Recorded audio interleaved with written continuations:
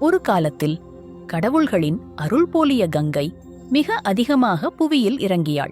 அவள் நதியானாக அல்ல, ஒரு வெள்ளம் போல எதையும் திணறும் அதிர்வென்று வந்தது. அந்த வெள்ளம் ஜஹ்னு முனிவரின் சிறிய ஆசிரமத்தை அடித்ததோடு அவருடைய புன்னகையும் சந்தோஷமும் அனைத்தும் நீரில் மூழ்கிவிட்டன. ஜஹ்னு இறந்த பயத்தில் இரவு முழுதும் தன் ஆசிரமத்தின் கரையில் நின்றார்.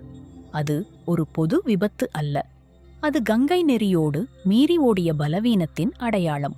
அதில் ஜஹ்னுவிற்கு கோபமும் பாதுகாப்பும் ஒன்று சேர்ந்து வந்து அவர் ஒரு அதிசயமான செயலைச் செய்தார். அவன் தனது வாயைக் கொண்டு கங்கை நீரை நுகர்ந்தார். ஒரு சிஞ்சும் அல்ல, அனைத்தையும். நீர் நின்றது. நதி ஓதலை நெறி மாறியது. எல்லாம் சுத்தமாக அமைந்தது. தேவர்களும் முனிவர்களும் அதிர்ச்சியடைந்தனர். ஜஹ்னு, நீ இதை செய்தால் என்ன பொருள் என்றனர். அவர்கள் அலரும் சலனத்தில் ஜஹ்னு அவர்களை அமைதியாகக் கேட்டார். இது என் ஆசிரமத்தை காத்திருக்க வேண்டியது என்று அவர் சொன்னார். தேவர்கள் இறைகூறி கோரிட்டனர், கங்கையை மீண்டும் வெளியிடுமாறு. ஜஹ்னு மனமாராதையாக பொறுமையாக ஒத்துக்கொண்டார். பின்னர் ஒரு மெல்லிய சிரிப்புடன் அவர் கங்கையை தனது காதில் இருந்து வெளியேற்றினார்.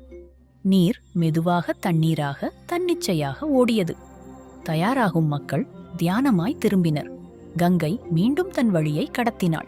பிறகு ஜஹ்னுவை அந்த நாள் முதல் கங்கை ஜஹ்னவி எனக் கொண்டார்கள். அவருடைய பேரில் வாழ்ந்தார் அந்த நதி. இந்த கதை எளிமையாய் இன்னமும் படிக்கப்படும். ஆனால் அதில் மறைந்த உண்மை எது? அது ஒரு மனிதன் சிறிய கருவோடு உலகத்தை மாற்றக்கூடியமான சக்தி கொண்டிருப்பதே.